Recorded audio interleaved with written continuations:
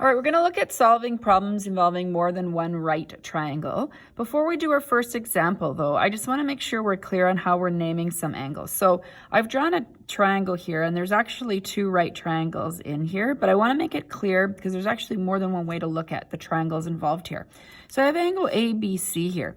This would be one right triangle here because it includes a right angle. Okay, another one would be, and actually let's put a D here to help us label some things, would be this angle right here, or triangle rather, DACD, going up there, okay?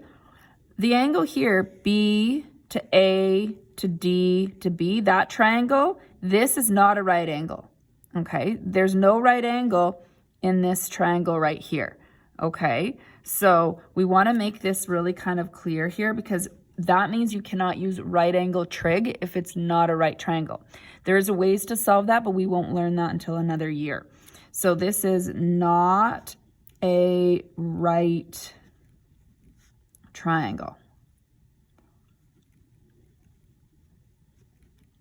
Okay, so let's talk about the triangles that are right triangles. So there's two right triangles that exist here. I'll just write triangles this way.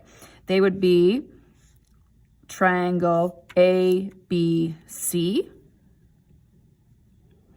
and triangle ADC. Okay, so just be clear of that. One more thing I want to mention is that when you have two triangles drawn and we're looking at the angles, we have to be a little bit more clear and specific. We can't just call this angle A anymore because do we mean this part, do we mean this part, or do we mean this entire part? Okay, so the way you would describe it is if I meant this top part right here, this would be angle BAD. So it's explaining how I drew it, BAD. So there's an angle BAD, which would mean this part right here. There's also this bottom half of the angle right here. That would be angle DAC.